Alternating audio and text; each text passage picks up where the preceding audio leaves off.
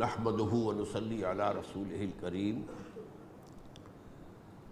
اما بعد فقد قال الله تبارك وتعالى كما ورد في سورة آل عمران اعوذ باللہ من الشیطان الرجیم بسم اللہ الرحمن الرحیم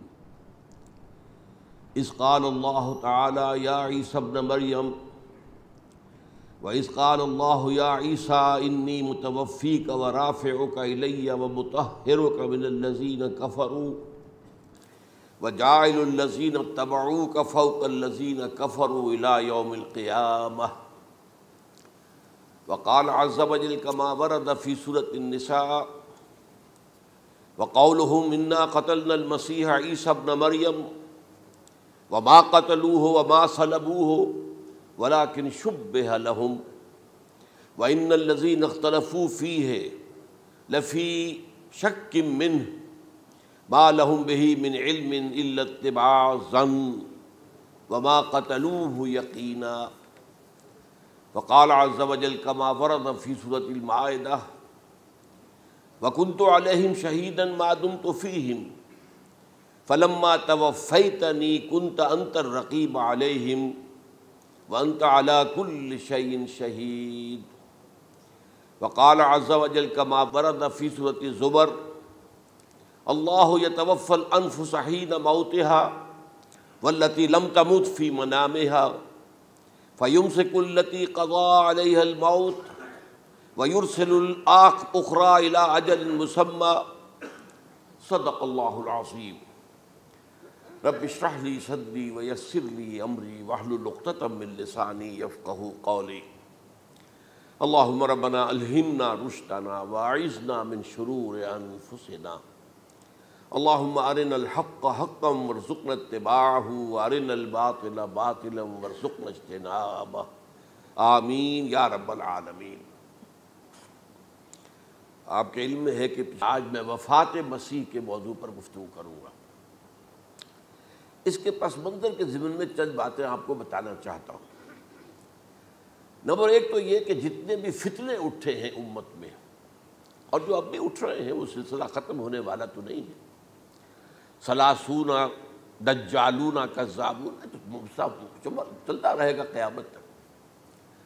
تو ان میں ایک مشترک بات یہ ہوتی ہے کہ وہ کسی ایسے مسئلے کو جس پر کہ موجودۃ الوقت حالات جو ہوتے ہیں ان کے مطابق فضا سازگار ہوتی ہے اور اس کا کوئی جذباتی پہلو بھی ہوتا ہے، لیکن جو امت کے اجماع کے خلاف ہوتا ہے اس پر ڈیرا لگاتے ہیں، اس پر گفتگو کرتے ہیں، اس کو لوگوں کے منوا لیتے ہیں۔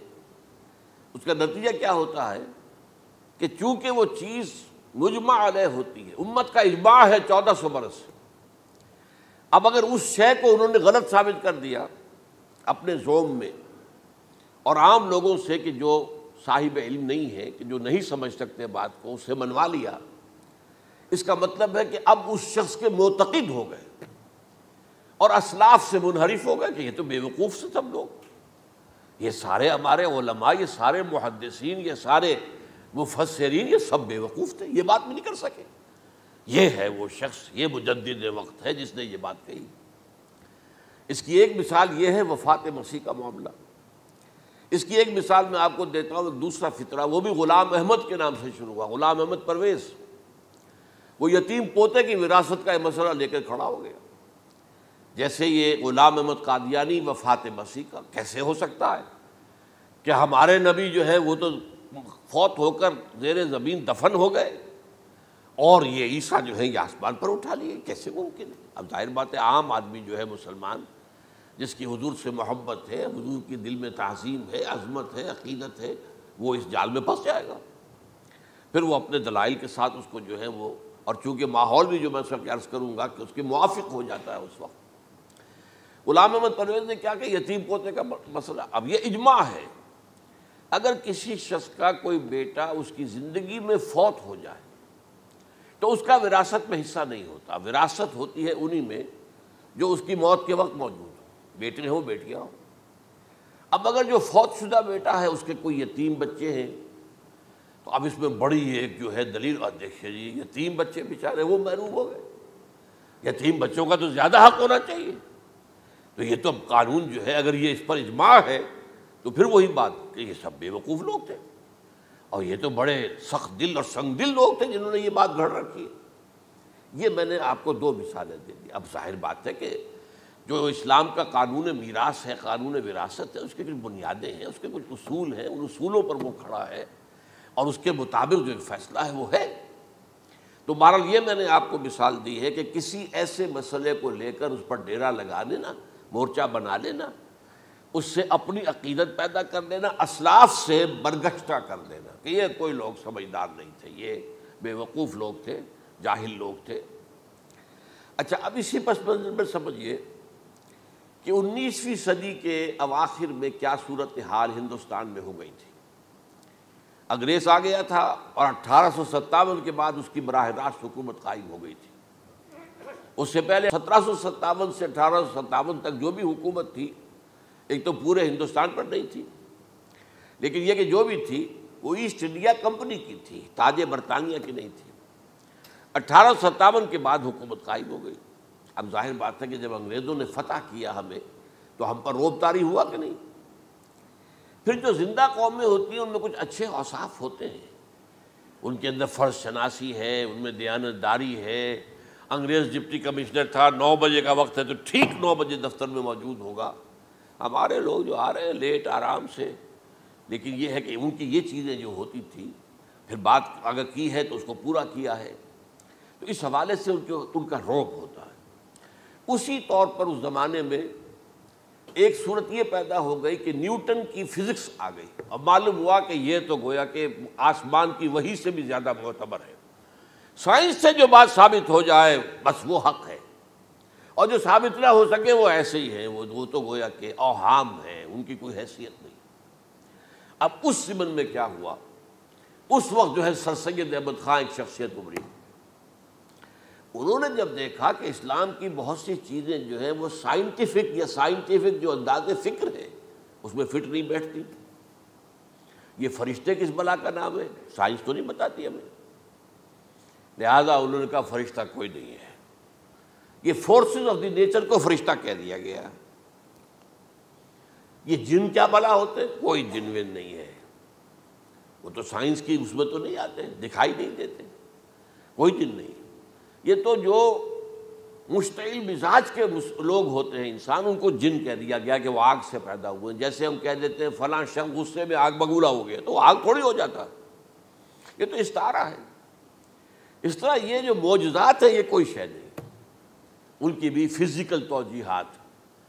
یہ حضرت موسیٰ جب پار ہوئے اپنی قوم کو لے کر سمندر کے، تو یہ کوئی معجزہ نہیں تھا، یہ کوئی حضرت موسیٰ کی ضرب کی وجہ سے پھٹا نہیں تھا سمندر، بلکہ وہ تو مد و جزر کا معاملہ تھا۔ جس وقت سمندر اترا ہوا تھا، جزر میں تھا، تو موسیٰ اپنی قوم کو لے کر گزر گئے۔ جب فرعون آیا اپنے لشکر کے ساتھ تو سمندر مد پر آ گیا، چڑھایا، لہذا وہ ہلاک ہوئے۔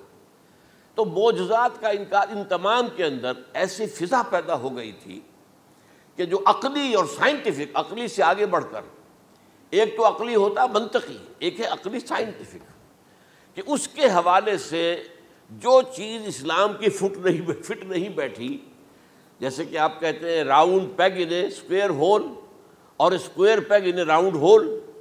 اب اسکوئر پیگ ہے، راؤنڈ ہول ہے، تو آپ کو اس کے کونے تراشنے پڑیں گے تب وہ اس ہول میں جائے گا، لہذا انہوں نے وہ کونے تراشے، اسی کے طرز پر پھر چلے ہیں۔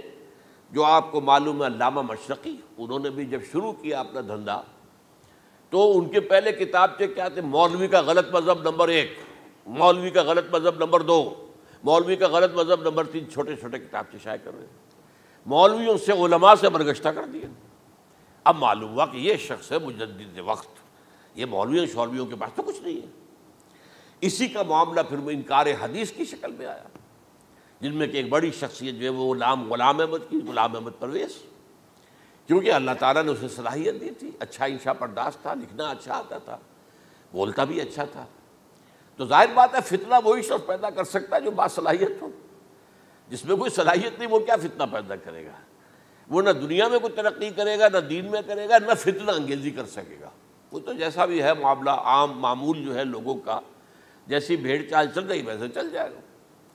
تو اس فضا میں اصل میں غلام احمد پرویز نے جو ڈیرا لگایا وہ وفات مسیح پر تھا۔ یہ سب غلط ہے، یہ کہ مسیح زندہ آسمان پر اٹھا لیے گئے، کیسے ممکن ہے؟ ممکن ہے یہ کوئی الہونی بات ہے؟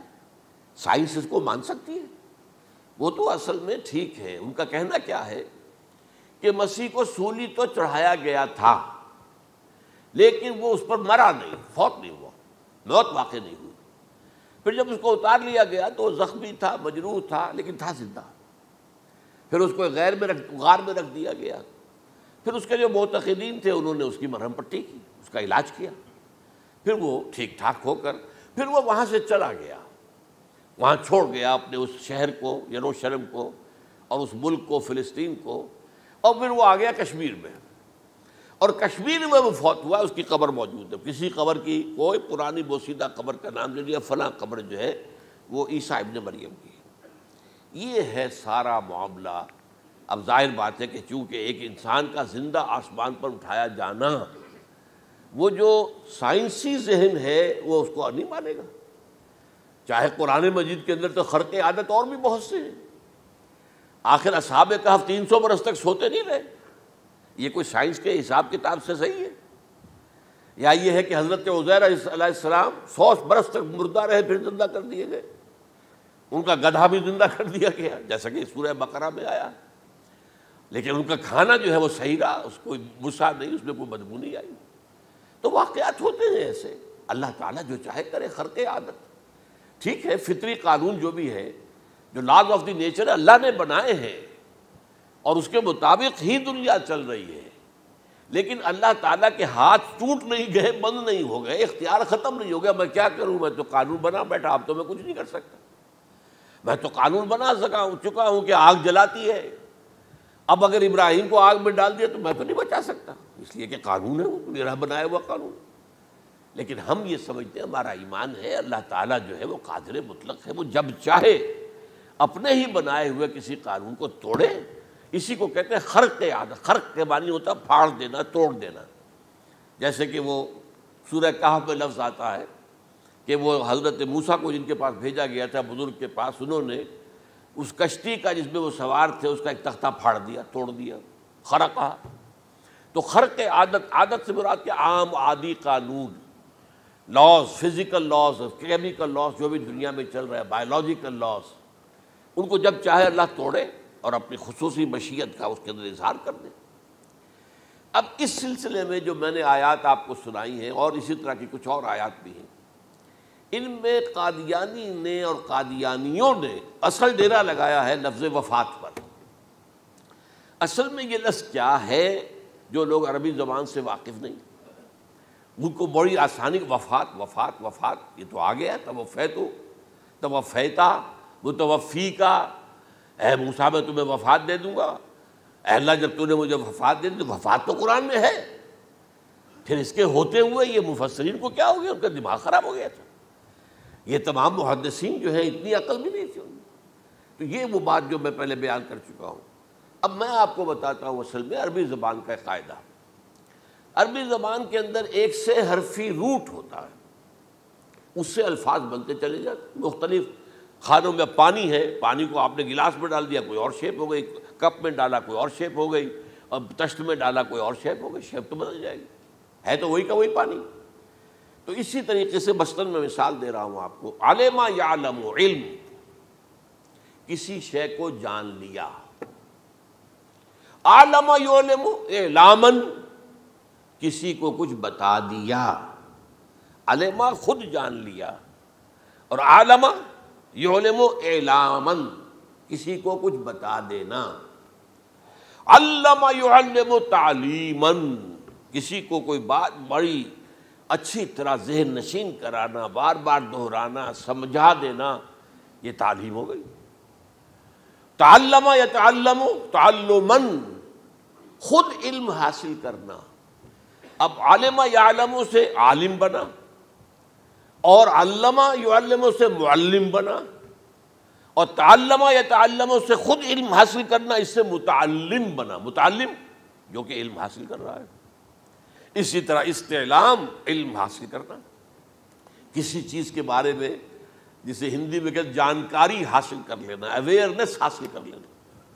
اب وہی لفظ ہے علم، اب کہیں آپ اس کے مادے کو دکھا کر اور اس کے معنی میں الٹ پھیر کریں گے تو جو شخص عربی زبان سے واقف نہیں وہ تو نہیں جانے گا اس کو۔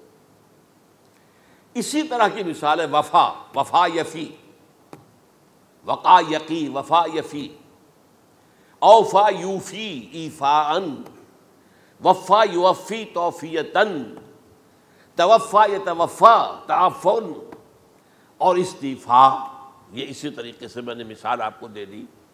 وفا یفی کے مادے سے اس مصدر سے کوئی لفظ قرآن میں نہیں آیا، لیکن اردو میں آپ کو معلوم ہے نا بڑا پیارا مصرع ہے، وہ وعدہ ہی کیا جو وفا ہو گیا۔ بھئی وعدہ وفا کرو، وعدہ پورا کرو، اس کے معنی ہے پورا کر دینا، کسی کو کوئی چیز پوری دے دینا۔ اور اس کے بعد اوفا یوفی، اس کے معنی بھی وہی ہے، بھرپور۔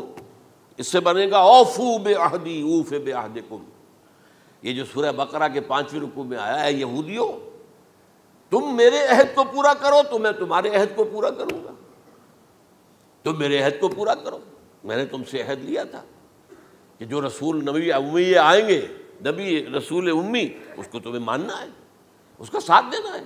اوفو بعہدی، اب اس عہد کو پورا کرو۔ اوف بعہدکم، تو میں تمہارے ساتھ برکات خیرات جیسی پہلے رہی ہیں ابھی باقی رکھوں گا۔ وفا یوفی، پورے اہتمام سے پورا کر دینا، کسی کو دے دینا چیز پورے اہتمام کے ساتھ، جیسے علم یعلم، پورے اہتمام کے ساتھ درجہ بدرجہ ایک بات ذہن نشین کرنا۔ یوفی، اس کا جیسے وَإِبْرَاهِيمَ الَّذِي وَفَّى، ذرا اس ابراہیم کا تذکرہ کرو جس نے سارے تقاضے جو اللہ کے تھے پورے کر دیے، بھرپور۔ جو امتحان آیا اس میں وہ ثابت قدم نکلے۔ توفا یا توفا، یہ آیا کسی شے کو پورا پورا لے لینا۔ اب ایک ہے پورا پورا دے دینا، ایک ہے پورا پورا لے لینا، ایک ہے کسی کو علم دینا، علم یعلم تعلیماً، کسی کو پورا دینا، وفا یوفی توفیتاً، کسی سے علم حاصل کرنا، تعلم یتعلم تعلماً، کسی سے پورا پورا لے لینا ہے، توفا یتوفی، اور اسی طرح استیفاءً، کسی سے پورا لے لینا۔ یہ لفظ آیا ہے ویل للمطففین الذین اذا اکتالوا علی الناس یستوفون واذا کالوہم ووزنوہم یخسرون۔ ہلاکت و بربادی ہے ان ڈنڈی مارنے والوں کے لیے جو جب تول کر لیتے ہیں تو پورا لیتے ہیں، اور جب دیتے ہیں تو اس میں کمی کر دیتے ہیں، ڈنڈی مار جاتے ہیں۔ الا یظن اولئک انہم مبعوثون، کیا انہیں یاد نہیں رہا ہے کہ یہ دوبارہ اٹھائے جائیں گے، اللہ کے سامنے کھڑے ہوں گے، حساب ہوگا پورا پورا پیسے پیسے کا۔ تو یہ میں نے آپ کو اس گردان سے بتا دیا کہ ایک ہی لفظ جو ہے وہ کتنے معنی دے رہا ہے۔ مادہ ایک ہے، وفا یوفی پورا کر دینا، اوفا یوفی پورا کر دینا، لیکن توفا یتوفی پورا لے لینا، استیفاء پورا لینا، اذا اکتالوا علی الناس یستوفون واذا کالوہم ووزنوہم یخسرون۔ اب دیکھیے اس میں قرآن مجید جو ہے اس کے ضمن میں سب سے جو فیصلہ کن آیت ہے وہ سورہ زمر کی ہے، اور یہ جو میں نے پچھلی مرتبہ بھی آپ سے کہا تھا، لا یاتیہ الباطل من بین یدیہ ولا من خلفہ، قرآن پر باطل حملہ آور ہو ہی نہیں سکتا، نہ سامنے سے نہ پیچھے سے۔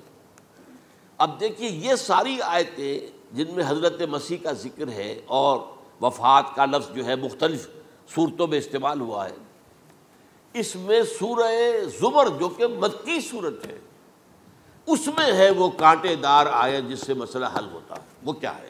وہ میں نے آپ کو سنائی ہے، اللہ یتوفی الانفس حین موتہا، اللہ قبض کر لیتا ہے، لے لیتا ہے نفس کو اس کی موت کے وقت، واللتی لم تمت فی منامہا، اور جس کے مرنے کا وقت نہیں آیا، مرا نہیں ہے، اس کی نیند میں لے لیتا ہے۔ فیمسک التی قطع علیہ الموت، تو جس پر موت کا فیصلہ ہو چکا ہے اس کو تو روکے رکھا ہے، موت کے وقت لیا اور روکے رکھا۔ اور ویرسل اخری الی اجل مسمی، اور جو دوسرے ہیں جن کی موت کا وقت نہیں آیا ان کو مؤخر کر دیتا ہے، واپس کر دیتا ہے، لوٹا دیتا ہے۔ اب سوال یہ، نیند میں کیا چیز اللہ لیتا ہے؟ کیا جان لیتا ہے؟ ظاہر بات ہے نہیں، شعور نہیں چلا گیا۔ ایک ہے انسان کا شعور، وہی تو سب سے اعلیٰ شے ہے، سب سے اونچی چیز تو وہی ہے۔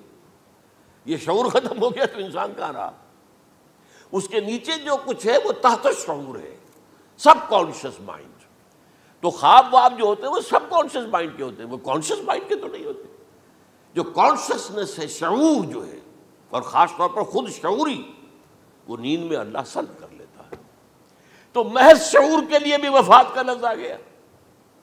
ابھی تو جان یہی ہے، جو سویا ہوا ہے وہ مرا تو نہیں ہے، زندہ ہے۔ البتہ جب جس کو ہم موت کہتے ہیں وقت آیا تو شعور بھی لے لیا، جان بھی لے لی، دو چیزیں لے لی۔ حضرت عیسیٰ پر پورا اطلاق ہوا، مجسم عیسیٰ کو لے لیا، شعور بھی لے لیا، جان بھی لے لی اور بدن بھی لے لیا۔ تو گویا کہ لفظ توفا کا کامل اطلاق تو صرف عیسیٰ پر ہو رہا ہے۔ ہم جب مرتے تو ہمارا جسم تو یہی رہتا ہے، وہ تو گیا قبر میں، پورا قبض نہیں کیا اس نے، پوری شے کو اپنے قبضے میں نہیں لیا، جسم تو یہی ہے۔ لیکن یہ کہ موت کے اندر ظاہر بات ہے کہ جان گئی، اور جان ہی اصل چیز ہے۔ جب جان نکل گئی تو یہ کیا ہے؟ یہ تو یوں سمجھیے کہ اب ایسی چیزیں جلدی سے قبر میں دبا دو ورنہ یہ سڑے گی، گل جائے گی۔ اور قبر میں بھی کیا ہوگا؟ کیڑے ویڑے کھائیں گے، ختم کریں گے، الا ماشاءاللہ جس کو اللہ چاہے۔ انبیاء کرام اور شہداء کی جسموں کو اللہ تعالیٰ نے محفوظ رکھا ہوا ہے، واللہ عالم۔ تو اس اعتبار سے تو اب توفا، اللہ یتوفی الانفس حین موتها، اب لفظ کا لفظ دیکھیے، یہ قرآن مجید میں نمبر کتنے معنی میں آیا؟ ایک تو پورا وجود کسی کا یہ نفس ہے، میرا نفس، نفسی نفسی نفسی، کیا ہوگا جب قیامت کے دن ہم بول رہے ہوں گے؟ اور جو اللہ کے لیے بھی لفظ آ گیا نفس، نفس کے معنی ہم جب بولتے ہیں عام طور پہ تو وہ تو برے سمجھ میں بولتے ہیں، بھائی یہ نفسانی تقاضے ہیں، ان کو ذرا دبا کے رکھو۔ لیکن یہ نفس، یحذرکم اللہ نفسہ، اللہ تمہیں ڈراتا ہے اپنے آپ سے، یعنی اللہ اپنی ذات سے ڈراتا ہے کہ وہ جہاں رؤوف اور رحیم ہے وہاں پر وہ عذاب دینے والا بھی ہے، انتقام بھی لیتا ہے، شدید العقاب بھی ہے۔ تو یہ بھی ہو گیا نفس۔ پھر نفس جو ہے ہم اس کو بھی کہہ دیتے ہیں، جو کہ نفس کی ایک کیفیت ہے خاص، نفس لوامہ، نفس امارہ، نفس مطمئنہ، یا ایتھا النفس المطمئنہ ارجعی الی ربک راضیۃ مرضیہ۔ تو یہاں پر کیا ہے؟ نفس سے مراد پہلا جو ٹکڑا ہے، اللہ یتوفی الانفس حین موتہا، شعور جو ہے اسے، اس پر لفظ نفس کا اطلاق ہوا۔ اور جب موت ہوتی ہے تو شعور کے ساتھ جان بھی اس کے اندر شامل، وہ نفس کا اطلاق ہو گیا اس پر بھی۔ اور اصل میں لفظ توفا جو ہے اس کا حقیقی مفہوم اگر پورا ہوا ہے اس معنی میں کہ پورا کا پورا لے لینا، تو وہ تو صرف حضرت مسیح علیہ السلام کے بارے میں ہے۔ شعور جمع جان جمع جسم، وہ سب کے سب اللہ تعالیٰ نے لے لی۔ تو یہ اصل میں اس آیت کے اوپر جو ان لوگوں نے زور لگایا ہے، اس میں اس اعتبار سے کہ یہ لفظ وفات جو ہے اس کے اوپر جو ہے عام طور پر وفات کے معنی ہے موت ہے، حالانکہ قرآن مجید میں موت کا لفظ بھی تو آیا ہے نا، ان موتہا واللتی لم تمت، یہ سارے الفاظ موت کا لفظ بھی تو آتا ہے نا۔ لیکن یہ کہ وفات کا لفظ بھی ہے، کوئی شک نہیں ہے، حضور کی وفات ہو گئی، فلاں کی وفات ہو گئی، یہ بھی ہے، لیکن یہ اس کا ایک استعمال ہے۔ وفا یفی، اوفا یوفی، وفا یوفی، توفا و یتوفی، استیفا یستعفی، یہ سارے الفاظ اسی سے وفا کے لفظ سے بن رہے ہیں۔ اب یہ کہ اس کے ضمن میں عقلی بات آپ کے سامنے رکھنا چاہتا ہوں۔ یہ تو میں نے آپ کے سامنے اس لفظ کے حوالے سے، کیونکہ سارا ڈیرا اس لفظ پر ہے ان کا۔ دیکھیے پہلی بات عقلی طور پر یہ ہے جو قرآن سے ثابت ہے، رسول کبھی قتل نہیں ہو سکتا اور رسول کبھی مغلوب نہیں ہو سکتا۔ اس میں فرق ہے نبی اور رسول کا، نبی قتل ہو سکتا ہے، رسول قتل نہیں ہو سکتا۔ اب یہ علیحدہ بحث ہے، نبی کون ہوتا ہے، رسول کون ہوتا ہے۔ اس میں جو اجماع ہے تمام امت کا وہ کیا ہے کہ رسول خاص ہے، نبی عام ہے۔ نبی بہت آئے ہیں، 1.25 لاکھ آئے ہیں بعض روایات کی روح سے، رسول بہت تھوڑے 313 آئے ہیں۔ قرآن مجید میں یوں سمجھیے کہ 20 کے قریب تو انبیاء کا ذکر ہے، اور 5-7 ہیں جو رسول ہیں۔ حضرت نوح رسول ہیں، آدم تو رسول نہیں تھے، نبی تو تھے۔ حضرت شیس رسول تو نہیں تھے، نبی تو تھے۔ حضرت ادریس رسول تو نہیں تھے، نبی تو تھے۔ نبی تو رسول جو ہے پہلے وہ تو حضرت نوح ہے۔ تو اس طریقے حضرت جو ہود ہیں، پھر حضرت صالح ہے۔ اس حوالے سے نبی اور رسول کے فرق کو سمجھیے۔ تو قرآن کہتا ہے کتب اللہ لاغلبن انا ورسلی، اللہ نے طے کر دیا ہے، لکھ دیا ہے، میں اور میرے رسول غالب آ کر رہیں گے۔ رسول مغلوب نہیں ہو سکتے۔ نمبر 2، وَلَقَدْ سَبَقَتْ كَلِمَتُنَا لِعِبَادِنَا الْمُرْسَلِينَ أَنَّهُمْ هُمُ الْمَنْصُورُونَ وَأَنَّ جُنْدَنَا لَهُمُ الْغَالِبُونَ۔ یہ بات ہمارے طرف سے طے کی جا چکی ہے، پہلے سے طے ہو چکی ہے، پہلے سے معین قانون ہے اپنے ان رسولوں کے بارے میں جنہیں ہم نے بھیجا، رسولوں کے، نبیوں کے بارے میں نہیں، کہ وہی منصور ہوں گے، ان کی مدد کی جائے گی لا محالہ، اور ہمارا جو لشکر ہوگا یعنی رسول کے ساتھ جو لوگ ہوں گے وہ اللہ کا لشکر ہے، وہ حزب اللہ ہے۔ وَأَنَّ جُنْدَنَا لَهُمُ الْغَالِبُونَ، لازماً وہ غالب ہو کر رہیں گے۔ یہ 2 چیزیں جو ہے قرآن مجید کے اندر، یہ 2 آیات نص سے قطعی ہیں کہ رسول کبھی مغلوب نہیں ہو سکتا، رسول کبھی قتل نہیں ہو سکتا۔ اب عجیب بات دیکھیے سورہ آل عمران میں، کیونکہ حضرت عیسیٰ کے ساتھ حضرت یحییٰ بھی موجود ہیں۔ حضرت یحییٰ حضرت مریم کے خالہ زاد بھائی تھے، حضرت زکریا کے بیٹے تھے۔ سورہ آل عمران اور سورہ مریم دونوں میں آپ دیکھتے ہیں کہ پہلے یحییٰ کا ذکر ہوتا ہے، پھر عیسیٰ کا ذکر ہوتا ہے۔ یہ ہم عصر بھی تھے، لیکن یہ کہ سینئر تھے حضرت یحییٰ۔ لیکن حضرت یحییٰ کی مدح قرآن کرتے کرتے آخری بات کیا کہتا ہے؟ نبیم من الصالحین، لفظ رسول نہیں آیا ان کے لیے۔ اور وہیں سائملٹینیس کنٹراسٹ ہے سورہ آل عمران میں حضرت عیسیٰ کے لیے، وہ سارے ان کی مدح رسولاً الی بنی اسرائیل، وہ رسول تھے اور وہ نبی تھے۔ نبی قتل ہو گئے، ایک آبرو باختہ لڑکی کی فرمائش پر قتل کر دیا۔ ایک ڈانسر، اس پر بادشاہ اس وقت جو تھا، وہ بادشاہ کیا تھا؟ وہ ایسے بادشاہ ہوتے تھے اس زمانے میں جیسے ہمارے ہاں بھاولپور کے جو ہے نواب ہے، بادشاہ تو انگریز تھا، حکومت تو اس کی تھی، لیکن ایک اٹانومی سی دے رکھی تھی۔ راجے جو ہے، راجہ صاحب ہیں، مہاراجہ ہیں، یہ راجے مہاراجے اور نواب جو ہوتے تھے یہ ایک اٹانومی تھی۔ باقی یہ کہ اصل میں تو بادشاہ جو ہے تو انگریز کی تھی۔ تو اسی طرح کی ایک اٹانومی جو ہے حکومت وہاں اس وقت تھی اصل میں رومیوں کی، اس کا گورنر وہاں موجود تھا پائلیٹس پونٹس، لیکن یہ کہ انہوں نے یہودیوں کو ایک مذہبی اٹانومی دے رکھی تھی۔ چنانچہ ہیڈرن ان کا ادارہ تھا، دارالقضاء، جہاں چوٹی کے ان کے فقہا اور لیڈر جو تھے، ربائی، وہ بیٹھتے تھے اور فیصلے کرتے تھے۔ کسی مذہبی معاملے میں جو فیصلہ وہ کر دیتے تھے یہ ان میں معاہدہ تھا، وہ فیصلہ جو ہے وہ پھر ایگزیکیوٹ کیا جائے گا، وہ فیصلہ آخری ہوگا ان کا۔ وہ خود تو سزا نہیں دے سکتے، سزا تو گورنر دے گا، لیکن یہ کہ اگر ہیڈرن جو ہے ان کا جو وہ ہے ادارہ ٹاپ کا، وہ اگر سزا دے دے، سلا دے، تو گورنر کو وہ سزا دینی پڑے گی، یہ ان کا طے تھا معاملہ۔ تو اس نے حضرت مسیح علیہ السلام کو مرتد قرار دیا، جو ہیڈرن ان کا سب سے اونچا ادارہ تھا۔ اس اعتبار سے ان کو جو ہے، لیکن جیسا کہ میں بتا رہا تھا کہ حضرت عیسیٰ رسول تھے، وہ قتل نہیں ہو سکتے تھے، مغلوب نہیں ہو سکتے تھے، لیکن حضرت یحییٰ نبی تھے، ان کو وہی جو اس وقت کا جو یہودیوں میں سے جو بادشاہ تھا نام کا، جو ہیروڈ اینٹیپاس، یوں سمجھیے کہ اس نے کچھ بہت حرام کاری کی ہوئی تھی، شاید اپنے بھائی کی کسی بیوہ کو، وہ مجھے ایگزیکٹلی یاد نہیں ہے، بغیر اس کے کہ وہ عدت مدت پوری ہو پھر نکاح ہو، اسے اپنے گھر میں ڈالا ہوا تھا، اور اس کی جو لڑکی تھی اس کے اوپر بھی عشق آ گیا تھا، آپ کو دل آ گیا تھا، شادی بھی کرنا چاہتا تھا اس سے، اور اس کا ڈانس تھا، اس پر کہا مانگو کیا مانگتی ہو۔ تو اس نے کہا، اس لیے کہ حضرت یحییٰ جو ہے تنقید کرتے تھے بہت کہ یہ تم کیا حرام کام کر رہے ہو، تم نے جس طریقے سے جس عورت کو گھر میں ڈالا ہوا ہے تم گناہ کر رہے ہو، تم شریعت کے خلاف کام کر رہے ہو۔ اس کو کہا تھا یو ڈاٹر آف سن، اس لڑکی کو کہا تھا تم جو کہ گناہ کی بیٹی ہو.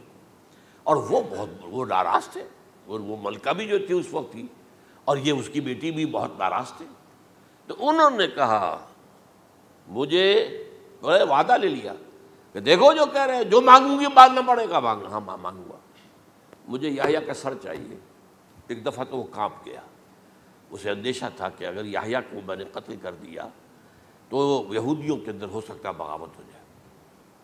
لیکن پھر اس نے پھر تانا دیا, تم کیسے بادشاہ ہو, اپنا وعدہ پورا نہیں کرتے.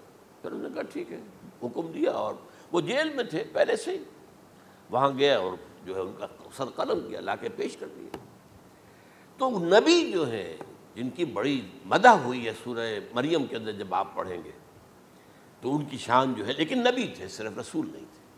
اور حضرت عیسیٰ رسول تھے, رسول قتل نہیں ہو سکتا, نبی قتل ہو سکتا. تو یہ قاعدہ جو ہے وہ بھی قرآن نے اس سائملٹینیس کنٹراسٹ کے حوالے سے سورہ آل عمران میں حضرت یحییٰ اور حضرت عیسیٰ کا تقابل کر کے بتا دیا. تو ایک تو بات یہ ہے کہ اس اعتبار سے میں جو آپ کو آیت سنا چکا ہوں, یہ جو جرائم جو ہے سورہ نساء کے اندر یہودیوں کے اللہ تعالیٰ نے بیان کیے ہیں, ان میں سے یہ بھی ہے وَقَوْلُهُمْ إِنَّا قَتَلْنَا الْمَسِيحَ عِيسَى ابْنَ مریم. اور ان کا یہ کہنا کتنا بڑا جرم ہے جو یہ کہہ رہے ہیں, ہم نے عیسیٰ ابن مریم کو قتل کر دیا. لیکن یہاں ایک عجیب کیفیت ہے, رسول اللہ کے رسول کو. عام طور پر اس کی کنسٹرکشن کو لوگ سمجھے نہیں ہیں, وہ سمجھتے شاید انہوں نے خود ہی کہا رسول اللہ. انہوں تو رسول اللہ کہتے تو قتل کیسے کرتے؟ یہ اللہ نے کہا. اچھا, ان کا کہنا یہ کہ اللہ کے رسول کو قتل کر دیا. وَقَوْلُهُمْ إِنَّا قَتَلْنَا الْمَسِيحَ عِيسَى ابْنَ مریم, رسول اللہ. ان کا یہ کہنا کہ ہم نے عیسیٰ ابن مریم کو, مسیح کو قتل کر دیا, وہ اللہ کے رسول کو. وَمَا قَتَلُوهُ وَمَا صَلَبُوهُ, انہوں نے نہ اسے قتل کیا نہ سولی پہ چڑھایا. وَلَٰكِن شُبِّهَ لَهُمْ, بس مشابہت پیدا کر دی گئی ان کے لیے, شبہ میں ڈال دیا گیا ان کو. وَإِنَّ الَّذِينَ اخْتَلَفُوا فِيهِ لَفِي شَكٍّ مِّنْهُ, اور جو لوگ اختلاف کر رہے ہیں ان کے بارے میں وہ بس شکوک میں مبتلا ہیں. مَا لَهُم بِهِ مِنْ عِلْمٍ, ان کے پاس کوئی علم نہیں ہے. إِلَّا اتِّبَاعَ الظَّنِّ, صرف گمان کی پیروی کر رہے ہیں. وَمَا قَتَلُوهُ يَقِينًا, اور ہرگز قتل نہیں کیا. یہ کلیئر سورہ نساء کی آیت نمبر 157 ہے. اب یہاں ایک سوال پیدا ہوتا ہے, پھر کون قتل ہوا؟ واقعہ تو ہوا ہے, سولی کا واقعہ ایک ہسٹوریکل واقعہ ہے. پھر کون صلیب پہ چڑھا؟ حضرت عیسیٰ تو صلیب پر نہیں چڑھ سکتے, اس لیے کہ صلیب کی موت کو سمجھا جاتا تھا بہت ذلت کی موت ہے, بہت حقارت کی موت ہے, بہت ملعون موت ہے. تو جب عیسیٰ مغلوب نہیں ہو سکتے تو صلیب پہ کیسے چڑھا دیے جائیں گے؟ قتل ہونا تو بعد میں ہوگا نا, پہلے تو آپ صلیب پر لٹکائیں گے اس کو نا, تب وہ جب مرے گا تو کہیں گے قتل بھی ہو گیا, ہم نے قتل کر دیا. صلیب کیا ہوتی تھی یہ معلوم ہے آپ کو؟ ایک لمبی لکڑی, ایک جو ہے ٹرانسفرس آ جائے گی اس کے اوپر, اور اس میں سے یہ ہے کہ اس کے دونوں, ایک شخص کے جو ہے دونوں ہاتھ وہ نیل کر دیے جاتے تھے. یہ جو اوپر جو ہے کراس کا جو نشان ہے وہ کیلیں ٹھوک کر لگا دیے گئے, اور پاؤں دونوں جو ہے وہ پیروں کے اندر کیلیں ٹھوک کر وہ اس لمبی لکڑی کے ساتھ جو نیچے سے آ رہی ہے اس میں لگا دیے. اب وہ بلیڈنگ ہو رہی ہے, اس کا جو حال ہے پتلا ہو رہا ہے, اس کا رفتہ رفتہ سسک کر مرتا ہے نا, اسی لیے اسے کہتے ہیں بڑی ملعون موت ہے. ایک ہے آپ نے پھانسی دی کسی کو, ایک جھولا جھولتا ہے وہ گیا, ختم ہو گیا. آج کل تو کیا ہوتا ہے, کرسی پہ بٹھایا, ذرا کرنٹ چھوڑا اور گئے صاحب, کو ٹیکا لگایا پتہ ہی نہیں چلا, اور پیٹ ٹیکے کے ساتھ آدمی مر گیا. تو یہ بھی ہوتا ہے, لیکن یہ کہ بدترین موت جو ہے صلیب کی موت ہے. تو یہ واقعہ تو ہوا ہے صلیب کا, لیکن یہ کہ کون مرا. اب دیکھیے عیسائیوں کا کہنا کیا ہے, عیسیٰ صلیب پر چڑھے, وہاں فوت ہو گئے, مر گئے, پھر انہیں نکالا گیا, ایک قبر میں رکھ دیا گیا. لیکن قبر وہ جو تھی اس طرح نہیں تھی زمین میں کھودی ہوئی, بلکہ ایک پہاڑ کے اندر ایک چھوٹا سا کھو تھا, غار سی, وہاں رکھ دیا گیا. لیکن وہاں سے وہ زندہ ہو گئے. اگلے دن جب لوگ آئے تو دیکھا وہ قبر تو خالی ہے, عیسیٰ کہاں گئے؟ وہ زندہ ہو کر آسمان پر اٹھا دیے گئے, اور آسمان پر جانے سے پہلے وہ اپنے حواریین سے ملے بھی تھے, کہا میں زندہ ہوں. یہ ہے ان کا عقیدہ. اور اس کے بعد یہ بھی عقیدہ ہے کہ دوبارہ آئیں گے، قیامت کے قریب آئیں گے، یہ بھی عقیدہ ہے۔ ہمارا عقیدہ کیا ہے؟ نہ سولی پر چڑھے نہ قتل ہوئے، بلکہ اللہ نے انہیں اٹھا لیا، بل رفعہ اللہ الیہ، اللہ تعالیٰ نے انہیں اٹھا لیا۔ جیسے کہ آتا قرآن میں، یا عیسیٰ انی متوفیک و رافعک الیہ، اے عیسیٰ میں تمہیں قبض کر لوں گا، قبضے میں اپنے لے لوں گا اور اپنی طرف اٹھا لوں گا، رافعک الیہ، یہ قرآن مجید کا قول ہے۔ البتہ یہ ہمارا بھی عقیدہ ہے کہ وہ دوبارہ آئیں گے، وَإِنَّهُ لَعِلْمٌ لِلسَّاعَةِ، وہ قیامت کی ایک عظیم ترین نشانی ہوں گے کہ جب وہ آئیں گے، اور اس کے بعد جو ہے یا جو اینٹی کرائسٹ ہوگا، کہ جو کہ جھوٹا عیسیٰ ہوگا، جھوٹا دعویٰ کرے گا، جسے کہ مسیح الدجال کہا گیا، اس کے ساتھ مقابلہ ہوگا، اسے قتل کریں گے، اور تمام یہودی اس کے بعد قتل ہو جائیں گے، جو بھی اس وقت تک کفر پر قائم رہیں گے۔ اگر ان میں سے کوئی اس وقت حضرت عیسیٰ پر ایمان لے آئے تو وہ شاید بن جائے۔ بہرحال یہ ہے یہود، ان کا جو ہے قادیانیوں کا وہ عقیدہ کیا ہے؟ سولی پر تو چڑھا، گویا کہ ذلت والی بات تو ہو گئی، مغلوب تو ہو گیا، قرآن کی نفی اس پہلے کیوں، وما صلبوہ وما قتلوہ، تو گویا کہ سولی پر چڑھ گیا تو وہ بدترین جو ہے تکلیف، مصیبت، مشقت، وہ ساری تو آ گئی، مغلوبیت تو آ گئی، لیکن یہ کہ اس کے بعد کہتے ہیں مرا نہیں، وہ ابھی وہ سسک ہی رہا تھا کہ اتار دیا گیا۔ اس کے بعد اس کے جو شاگرد تھے، حواری تھے، انہوں نے مرہم پٹیاں کی، پھر وہ ٹھیک ہو کر چلا گیا کہیں اور، ہجرت کر گیا اپنی قوم سے، جو ان کے خیال میں کشمیر ہے، اور یہاں آ کر وہ اپنی طبی موت مر گیا۔ بات اللہ اللہ ختم ہوا معاملہ۔ ہم کیا کہیں؟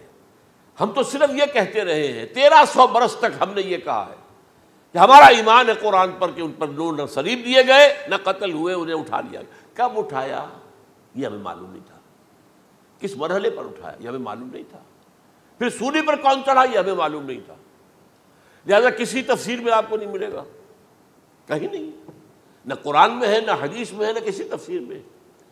یہ تو پچھلی صدی کے دوران جو پوپ کی لائبریری ویٹیکان میں، اس سے ایک نسخہ برآمد ہوا، انجیل برنباس۔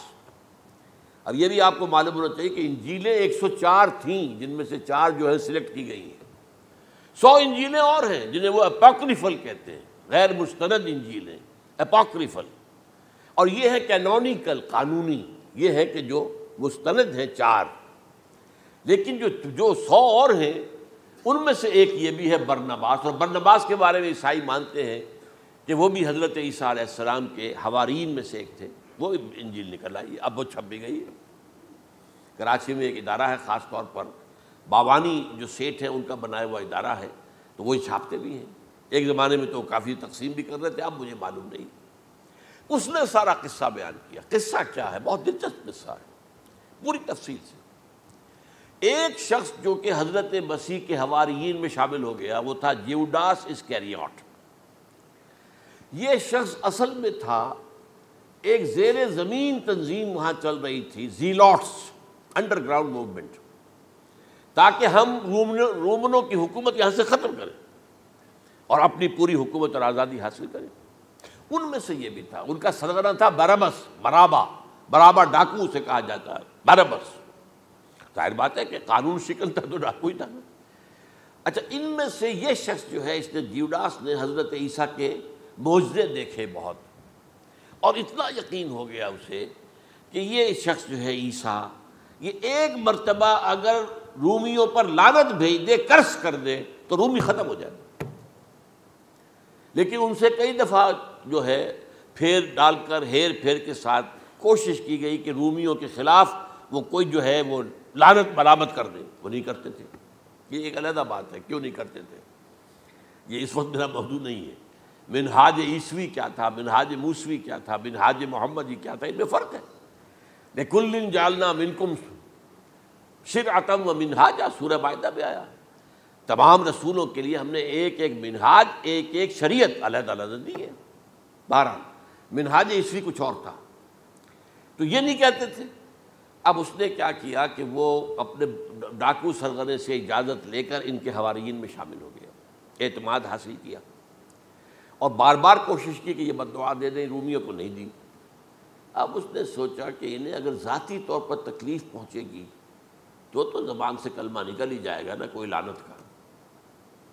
اس نے پکڑوایا حضرت عیسیٰ کو، کیونکہ جب یہ فیصلہ ہو گیا تھا ان کے قتل کا، ہیڈرن جو ہے ادارہ وہ دے چکا تھا، اس کا فتویٰ تھا یہ واجب القتل ہے، یہ مرتد ہے، لہذا اس کو قتل کر دیا جائے، اور یہ فیصلہ جو ہے وہ رومی گورنر تک پہنچایا جا چکا تھا۔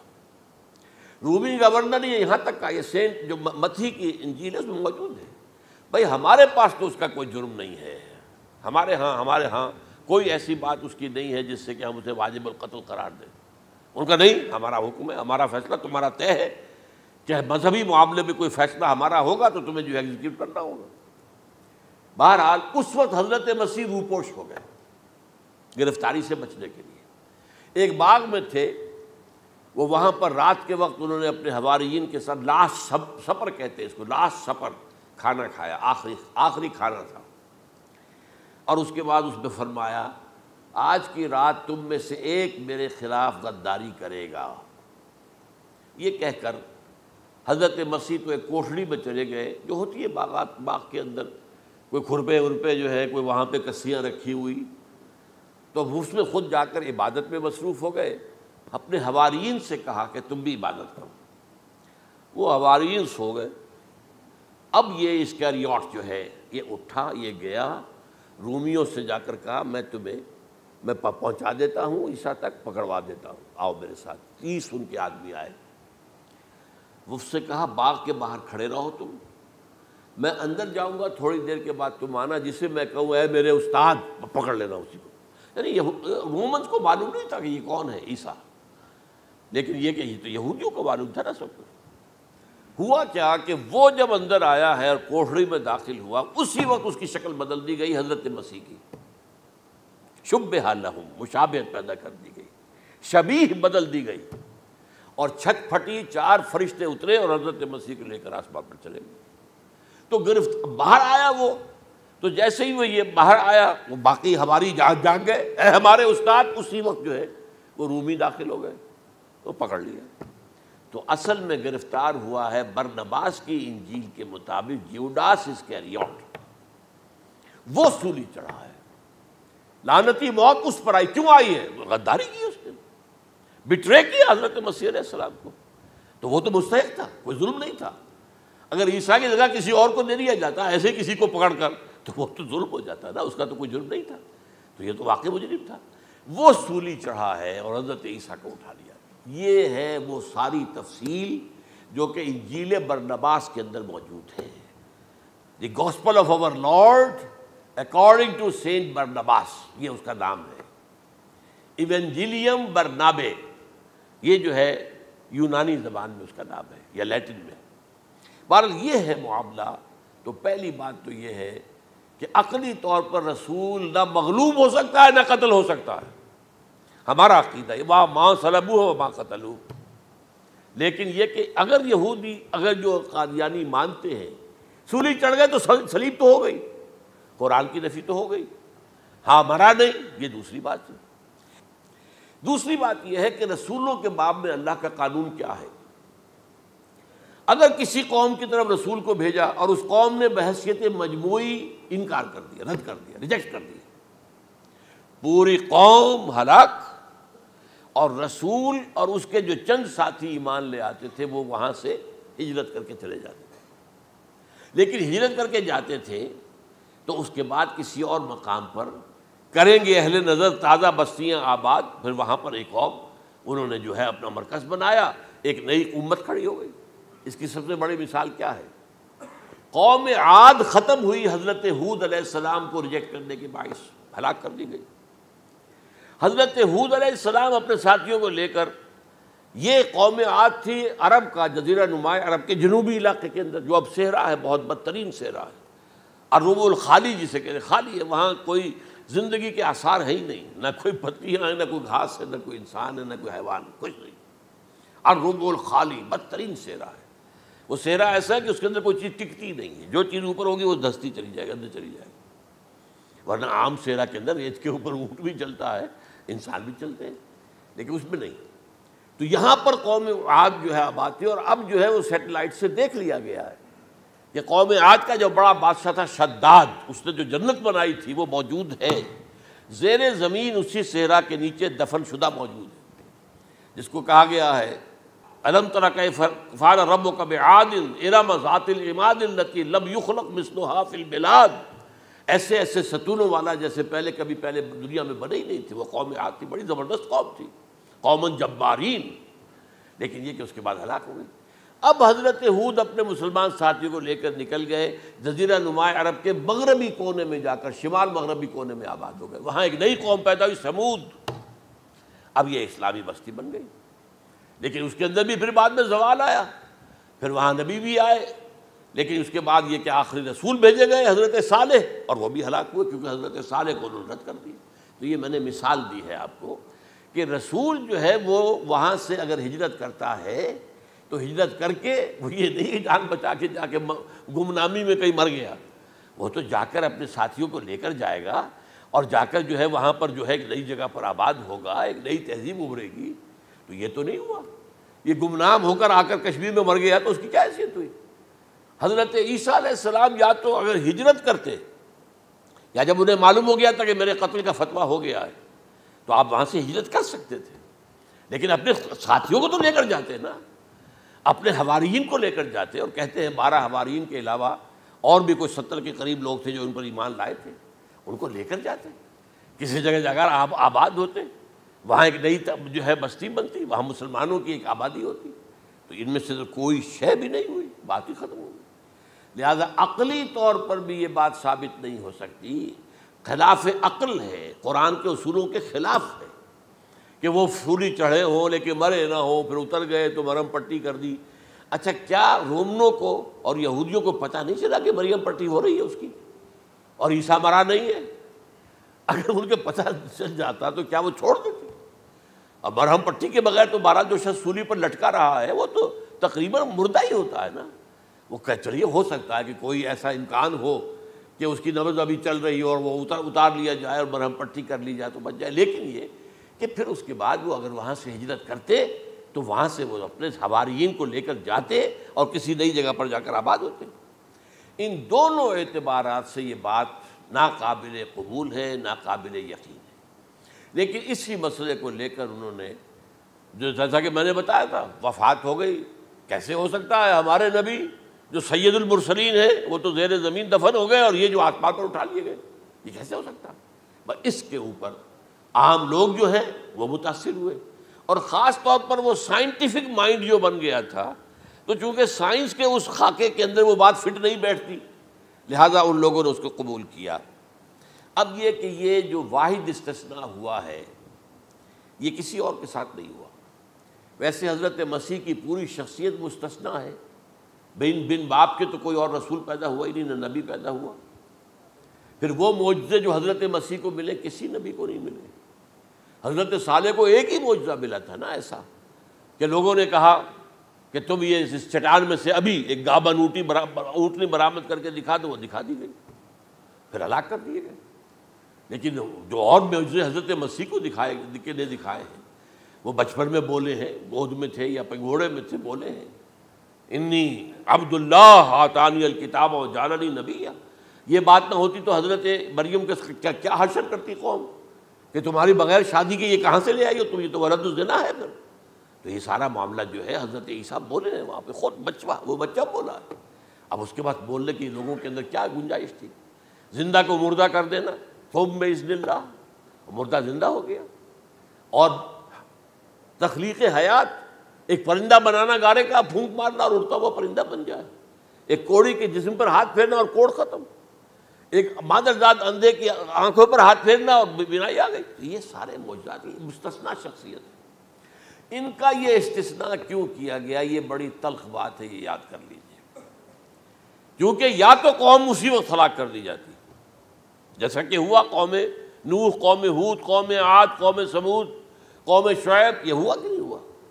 اور صدوم اور عمورہ کی بستیاں جہاں حضرت لوط بھیجے گئے، اور آل فرعون جو ہلاک کیے گئے، یا تو پوری قوم ہلاک کی جاتی؟ نہیں، یہ یوں سمجھیے کہ اس پورے معاملے کو درمیان میں سے ایک وقفہ دے دیا گیا، حضرت عیسیٰ کو اٹھا لیا گیا۔ اور حضرت عیسیٰ دوبارہ آئیں گے۔ یہ کیوں کیا گیا؟ اب اس میں بڑی تلخ بات آپ سے کہہ رہا ہوں، یہ آپ کے لیے قبول کرنا آسان نہیں، حلق سے نیچے اترے گی مشکل سے۔ اس قوم کو زندہ رکھا گیا ہے جو ملعون اور مغضوب علیہم قوم ہے۔ سب سورہ فاتحہ میں مفسرین لکھتے ہیں ضالین یہ نصارہ ہے اور مغضوب علیہم یہ یہودی ہیں، اور قرآن کہتا ہے لعن الذین کفروا من اہل الکتاب علی لسان داؤد عیسی ابن مریم، لعنت کی گئی ایک ملعون اور مغضوب قوم کے ہاتھوں۔ آخری امت محمد اور اس کا بھی بہترین حصہ، اس پر عذاب ان کے ہاتھوں آئے گا، عربوں پر عذاب یہودیوں کے ہاتھوں، اس لیے ان کو بچایا گیا۔ یہ میں نے کئی دفعہ واقعہ سنایا، مولانا اسلائی صاحب بتایا کرتے تھے، کیونکہ وہ راجپوت تھے، یو پی کے راجپوت مشرقی حصے کے، کہ ہمارے ہاں کوئی نوجوان اگر کوئی بڑی گری ہوئی حرکت کرتا تھا تو اس کے سر پر چمار کے ذریعے، چمار کے ہاتھوں جوتا لگوایا جاتا تھا۔ اگر راجپوت کے سر پر راجپوت کا جوتا گرا تو چلو تکلیف تو ہوئی، لیکن یہ کہ راجپوت کا جوتا گرا ہے نا، پڑا ہے، لیکن راجپوت کے سر پر چمار کا جوتا، جس کو آپ انگریزی میں کہتے ہیں to add insult to injury, وہ تکلیف بھی ہے جوتا کھانے کی اور انسلٹ ہے کہ ایک چمار مار رہا ہے۔ یہ امت سب سے خیر امت ہے، کنتم خیر امت اخرجت للناس۔ اس کے لیے عذاب بھی بدترین آئے گا، اور کن پر آئے گا؟ اس امت کا جو اصل نیوکلیس ہے عرب، جس کے بارے میں حضور کی حدیث موجود ہے ویل للعرب، عرب کے لیے بہت بڑی ہلاکت ہے۔ اور آج ہماری نظر میں آ رہا ہے وہ ملعون اور مغضوب علیہم قوم، ان کے سینے کے اندر خنجر کی طرح بھونکی گئی ہے، اور 30 کروڑ کے قریب عرب بے حمیتی، بے غیرتی، بزدلی، کمزوری، ذلت، مسکنت کی مثال بنے ہوئے۔ کوئی بول سکتا ہے اس اسرائیل کے خلاف؟ کوئی بول سکتا ہے؟ 30-35 لاکھ آدمی ہے اسرائیل کے اندر یہودی، اس سے زیادہ تو امریکہ میں 50 لاکھ کے قریب، کل 1.25 کروڑ آدمی ہے یہ یہودی پوری دنیا کے اندر۔ لیکن دیکھیے جو چاہتا کرتا ہے، جب چاہا اس نے عراق کے ایٹمک انسٹالیشن کو تباہ کر دیا، اور سعودی عرب کی فضا میں اس کو فیول کیا ہے انہوں نے، دوبارہ ری فیولنگ جو ہوئی ہے ان کے جہازوں کی، وہ سعودی عرب کی فضا میں ہوئی۔ یہ صورت جو ہے عربوں کے اوپر، اور اب جو آنا ہے آرمگدان، کیونکہ پوری عیسائی دنیا یہودیوں کے قبضے میں ہے، اور یہ رومی ایک حدیث کی روح سے 80 علم لے کر حملہ آور ہوں گے تم پر، اور یہ ہوگا مڈل ایسٹ میں۔ آپ کو معلوم ہے پوری دنیا میں کہا جا رہا ہے 3rd ورلڈ وار جو ہونے والی ہے وہ مڈل ایسٹ میں ہوگی، اور میں ٹوائنبی کا قول آپ کو سنا چکا ہوں، 1950 کا قول ہے اس کا۔ یہ اس وقت تک تو سوال ہی پیدا نہیں ہوتا تھا، سارا تصادم جو ہو رہا تھا وہ ایک طرف روسی اور اس کے ساتھی تھے، روس اور اس کے ساتھی، دوسری طرف یہ مغربی یورپ اور امریکہ تھا۔ کوئی مسلمانوں اور عیسائیوں کی کسی جنگ کا تو کوئی امکان نظر ہی نہیں آتا تھا۔ لیکن ٹائنبی نے کہا ہے، جو سب سے بڑا فلاسفر آف ہسٹری ہے 1920ویں صدی کا، کہ اب جو جنگ ہوگی بڑی، جو اس نیکسٹ سینچری کی، 21st سینچری کی، وہ در حقیقت کمیونزم کے درمیان اور کیپٹلزم کے درمیان نہیں ہوگی، بلکہ عیسائیوں اور مسلمانوں کے درمیان ہوگی۔ یہ میں اس کا حوالہ بھی پورا آپ کو دے چکا ہوں، اس نے کہاں یہ بات کہی۔ تو یہ ہے، یہ بات جان لیجئے، اور مڈل ایسٹ میں ہوگی، گریٹر اسرائیل بنے گا۔ حدیث میں خبریں، یہ سارے مسلمان ممالک تمہارے ہاتھ سے نکل جائیں گے مسلمانوں، یہ عراق اور اردن اور یہ اور وہ، یہاں تک کہ ترکی، سعودی عرب کا بھی شمالی حصہ نکل جائے گا۔ البتہ مدینے کا جو ان کا پروگرام ہے اس کو اللہ نہیں پورا ہونے دے گا، مدینے میں داخلے کی ان کو اجازت نہیں ملے گی۔ بہرحال یہ سارا کچھ ہونے والا ہے۔ وہ وقت بھی آنے والا ہے کہ حضور کی ایک حدیث کے مطابق ایک شخص کے 1000 بیٹے ہوں گے تو 999 ختم ہو جائیں گے، ایک بچے گا۔ یہ وقت بھی آنے والا ہے کہ حضور فرماتے ہیں اتنی بڑی جنگ ہوگی، اتنی خوریزی ہوگی کہ پوری زمین اٹھ جائے گی لاشوں سے۔ تو پرندہ جو ہے، کوئی ایک تو پرندے ہوتے ہیں کہ جو مردار خور ہے، گدھ ہے، وہ تو بڑی خوشی سے اتریں گے، تناول فرمائیں گے لاشوں کو۔ اسی طریقے سے کوے ہیں، چیلے ہیں، لیکن جو نفاست پسند پرندے ہیں وہ لاش کے اوپر اترنا نہیں چاہتے۔ تو ایک پرندہ اڑتا چلا جائے گا، اسے کہیں زمین پر اترنے کی جگہ نہیں ملے گی، لاشیں ہی لاشیں ہوں گی، یہاں تک کہ وہ تھک ہار کر اس کے جو ہے پر جواب دے جائیں گے، گرے گا تو لاش پر گرے گا۔ یہ وقت آنے والا، اور یہ یہودیوں کے ہاتھ ہو، یا یہودیوں کے جو سپورٹرز ہیں اس وقت، جو ان کے ہاتھ میں آلہ کار ہیں، ان کے ہاتھوں آنا ہے۔ میرے نزدیک اس کام کے لیے اس ملعون قوم کو، کہ جو حضرت عیسیٰ کے زمانے سے ملعون ہو چکی ہے، اس کو باقی رکھا گیا ہے، اسے یہ موقع دیا گیا ہے۔ اس نے اسرائیل بنا لیا ہے، تقریباً 2000 سال کے بعد وہ دوبارہ آ کر آباد ہوئے اس سرزمین میں جہاں سے نکال دیے گئے تھے 70 عیسوی کے اندر۔ یہ سارا کچھ کیوں ہو رہا ہے؟ تو در حقیقت میرے نزدیک واللہ عالم حکمت خداوندی اس میں یہ ہے، انہیں روک کر رکھا گیا ہے اور حضرت عیسیٰ کو اٹھا لیا، پھر وہی عیسیٰ آئیں گے اور انہی کے ہاتھ میں یہ ہلاک ہوں گے۔ سوائے اس کے، چونکہ جو ایک میں نے آپ کو کئی دفعہ حوالہ دیا ہے، فلاڈلفیا ٹرمپٹ ایک رسالہ نکلتا ہے پروٹیسٹنٹ عیسائیوں کا، انہوں نے یہ لکھا ہے، اس نے لکھا ہے ایک پرچے کے اندر کہ جب حضرت مسیح آئے گی، اینٹی کرائسٹ ہوگا، وہ لکھا اس نے کہ وہ یہودی ہوگا، حالانکہ وہ پرو یہودی ہے۔ وہ جتنے بھی یہ جو کرسچن زائنسٹ ہیں، یہ تو یہودیوں سے بڑھ کر زائنسٹ ہیں، ان کے بڑے سپورٹرز ہیں۔ تو لیکن اس نے لکھا ہے اینٹی کرائسٹ ول بی اے جیو۔ ابھی کچھ عرصے پہلے آپ کو یاد ہوگا نوسٹریڈیمس کا بڑا چرچا ہو گیا تھا، اس کی جو ہے وہ پیشن گوئیاں، اور یہ کہ ایک مسلمان ہوگا اینٹی کرائسٹ، اور صدام کے بارے میں اشارے کیے جا رہے تھے کہ وہ اینٹی کرائسٹ ہوگا وغیرہ وغیرہ۔ لیکن انہوں نے لکھا ہے کہ وہ اینٹی کرائسٹ یہودی ہوگا، اور اس نے لکھا 80% یہودی قتل ہو جائے گا۔ یہ میں نے ایک تعویل کی ہے اپنے ذہن میں کہ 20% شاید وہ ہوں جو حضرت عیسیٰ کی جو سیکنڈ کمنگ ہے، آمد ثانی کے موقع پر ان پر ایمان لے آئیں اور وہ بچ جائیں۔ لیکن جو بھی حضرت عیسیٰ کا انکاری ہوگا وہ ختم کر دیا جائے گا، جیسے قوم نوح ختم ہوئی، قوم ہود ختم ہوئی، قوم عاد ختم ہوئی، قوم صالح ختم ہوئی، اسی طریقے سے۔ تو یہ قانون خداوندی پورا ہونا ہے۔ بس ایسے ہی ہے جیسے کسی کو پھانسی کا حکم تو ہو گیا ہو لیکن ابھی ایگزیکیوشن نہ ہوئی ہو، ہوتا ہے 2 سال 3 سال گزر جاتے ہیں کہ پھانسی کا حکم ہے لیکن یہ کہ اب وہ پھانسی نہیں ہو رہی ہے، وہ اپیل و در اپیل معاملہ چل رہا ہے۔ یہ ہے میرے نزدیک واللہ عالم، اللہ تعالیٰ نے یہ کوڑا ان مسلمانوں کے لیے رکھا ہوا ہے کہ جن کے رتبے ہیں سوا، ان کی سوا مشکل ہے۔ جتنا اونچا مقام اللہ نے دیا عربوں کو، ان میں حضور کو اٹھایا، ان کی زبان میں اپنا آخری کلام نازل کیا، تو ان کی ذمہ داری بھی بہت ہے۔ جن کے رتبے ہیں سوا، ان کی سوا مشکل ہے۔ اقول قولی ھذا واستغفر اللہ لی ولکم ولسائر المسلمین والمسلمات۔